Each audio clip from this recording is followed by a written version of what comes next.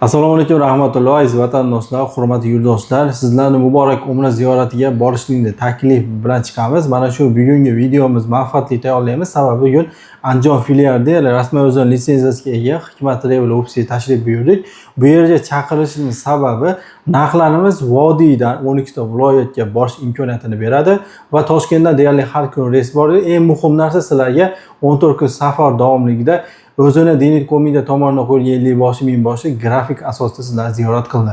Va bundan tashqari hozirda narxlarimiz yangi narxlar pasaygan holatda chaqirtirilganmiz. Sizlarga hozir narxini, qaysi kunga reys borligini, to'liq ma'lumotini qoragamda olib beramiz birgalikda. Videoda albatta o'tkazmasdan oxirigacha ko'ringlar. Assalomu alaykum rahmatulloh. Qoraga yaxshimisiz? Charchamayapsizmi? Bugun obunachilar orasida juda ko'pchilik mana shu avgust oyiga, oyda oxiriga narxlar pasayishini juda ko'pchilik kutdi. Aynan o'zini litsenziyasiga ega xotirjam ota-onasini topshirsa bo'ladimi? Albatta, assalomu alaykum va rahmatullohi va barakatuh. Hurmatli aziz vatandoshlar va bizni kuzatib turuvchi barcha yurtdoshlar, aynan sizlar uchun hozirgi kunda nihoyatda Hikmat Travel'dan ajoyib, juda ham ajoyib bo'lgan chegirmali reyslarimiz ochildi. Inshaalloh shuni sizlarga tez kunda boraman deyotgan insonlarga qisqacha video qilib, xudo xolasa tushuntirib beramiz. Nimaga endi aynan bu narxlar arzon, gastiniya uzoqmikan yoki 50 yoshi yo'qmikan deb o'ylashingiz mumkin. Albatta undek emas. Standart paketlarimiz qanday bo'lsa, xuddi shunday holatda 12 ta viloyatdan, qo'shni davlatlardan bemalol inshaalloh O'zbekistondan uchishlik imkoniyati bor. Ya'ni vodiylik insonlarga ham mana qiyinchilik bo'lmasligi uchun Andijondan to'g'ri Primoy Madinaga va Farg'ona Namangandan Farg'ona Jidda yo'nalishi bo'yicha reyslarimiz bor va har kunlik Toshkent Jidda Primoy reyslarimiz ham yo'lga qo'yildi. Vodiyda va Toshkentda reyslar yangi qo'yildi.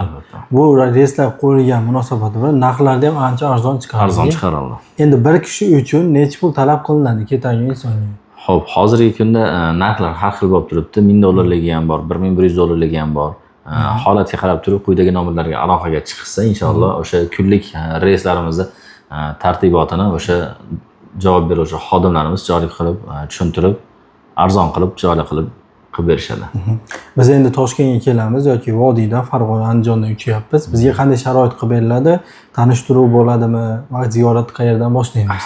Albatta 50 yoshi bilan birgalikda uchiladi. 14 kun mobaynida 50 yoshi xizmatda bo'ladi. Albatta o'sha Madina Munavvaradagi yaqin gastiniya, 2 mahal o'zbek milliy taomi, ziyoratlar, hattoki ziyoratlardagi o'sha Qubo masjidi, Xurmo bog'i, Uhud tog'i hammasiga borishlik, Makka mukarramada ham yaqin bo'lgan gastiniyalardan o'sha 900 metrdan 2,5 kilometrga doğru bo'lgan gastiniyalarda bemalol joylashishlik imkoniyatiga ega bo'lingan. Ya'ni bu standart paket. Standart paket. Endi shu o'rinda ekonom emas. Ekonom paket umuman yo'q. Standart paketda ekonomini biz qilmaymiz. Sababi ekonomda ancha odamlar uzoqqa tushishga to'g'ri keladi. Unda narxlar keskin pastroq bo'lishi kerak. $750-800 bo'lishi kerak. Keyin o'shanda gastiniyalar 10 kilometr, 12 kilometr bo'lib ketadi. Biz unday ish qila olmaymiz. Shuning uchun $1000 bo'lsa ham, $1100 bo'lsa ham 800 metr, 900 metrlik gastiniyalarga joylaymiz. Odamlarda qo'ldan kelgancha endi roziligini va ziyorat ibodatiga qiyinchilik bo'lmasligi uchun. Oldini olgan holatda albatta. Madina Munavvarada ziyoratgohlar hammasiga olib borib kelish transport vositasi qo'yilgan, konditsionerli avtobuslar bepul. Sharoit hammasi shunday ishga kiritilgan. Va bundan tashqari borgan insondan talab qilingan zagram pasport va undan operatorimiz yana ketgan insonga kerakli narsalarni tushuntirib aytiladi. Ota-onasini jo'natgan yaqini yoki o'zi bormoqchi bo'lsa, avgustda yoki sentyabrda joyimizni bron qilib qo'yish iloji bormi 1-2 oy oldin? Albatta, bu chegirmali narximiz mana avgustda 28 ga doğru bo'ladi. 28 dan keyin yana narxlar keskin ko'tarilishni boshlaydi. Sababi o'sha odam ko'payadi, u joyda ham joylar qimmatlashadi. Shuni hisobidan imkoningiz bo'lsa, shu 28-avgustga doğru inshaalloh joy yozdirsak bo'ladi. Endi kommentariyada kelib tushgan o'tgan videoda savollarga javob olgan holatda sizga savol beraman. Bundan tashqari mana 800 metrdan Siz 2,5 kilometrgacha deyapsiz. Aynan gruppalar boryapti ekan, 1 kilometr, 2 kilometrga tushyapti. Aynan nimaga 900 metrga yoki 800 metrga tushgan sababini ozgina tushuntirib bersangiz. Albatta, buni sababi birinchisi o'sha paket sotib olayotganda e'tibor berishlik kerak. Odamlarga arzonni aytsa bo'ldi, mana shunga roziman deydi, ketaveradi.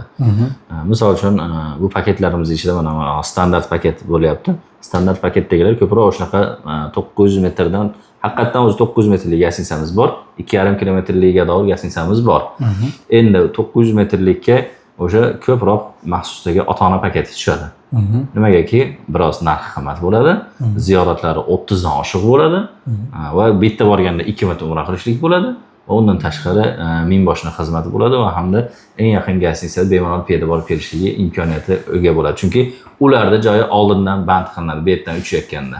O'zbekistondan chiqib ketmasdan. Endi arzon paketda olgan insonlarga qanday bo'ladi desa, arzon paketdan olgan insonlarga o'sha Makka Madina Munavvarada ziyoratini tugatib Makkaga yurayotganda qaysi joyimiz bo'sh bo'lsa, o'sha joyga tushiriladi.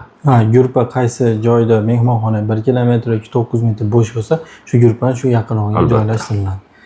Makka Mukarramaga borganda ibodat ko'pchilik birinchi yoki ikkinchi kuni boshlaymiz deb savol ham berishyapti. Birinchi kuni boshlanadi. Albatta, borgan kuni sirazi gastinitsiyaga, xonalarga joylashiladi, taomlarni yeb, soat 2 da boradimi, 12 da boradimi, nechida bo'lsa ham albatta kechki taom kutib turadi. Madina Munavvaradan kelayotgan insonlarga o'zbek milliy taomi kutib turadi bu va tahoratlarni yangilab 50 yoshi bilan birgaligida o'sha kunda o'zida to bomdodga davr umrasini to'liq ado etiladi. Bu savolni berishim sababi ko'pchilik ota-onasini aravada yoki yurishi qiynalgan ota-onasini olib oladi. Umra amalini bajarib qo'ygan bolalar bormi? Albatta, aravada boradigan insonlarga ham har qanday imkoniyatlarni qilib qo'yganmiz. Ya'ni o'sha yerda xizmat qiladigan bolalar ularning xizmatlariga berilsa, inshaalloh xonalaridan olib chiqib, ibodatlarini qildirib, sochlarini oldirib, amallarini mukammal ado qilib, yana xonalariga olib kelib joyga qo'yib qo'yadi inshaalloh.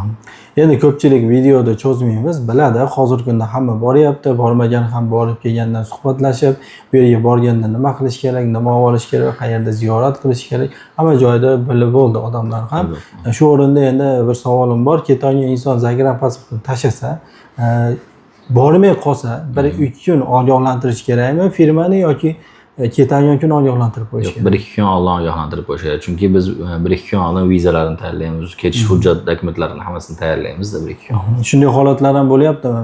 Kimdir joyini band qiladi, kelmaydida $800 yoki $1000 bron qilsa, $950 joy topib ketib yuborish to'g'rimi o'zi? Xo'p, endi bu insonda o'ziga bog'liq. Nimagaki Alloh taoloning uyiga ketyapti. U hech qachon bizning uyimiz emas yo boshqa insonning uyi emas. U faqat Alloh taoloning uyiga ketyapti. Alloh taoloning uyiga $1000 ajratgan bo'lsangiz, o'sha pulingizga hisob olasiz.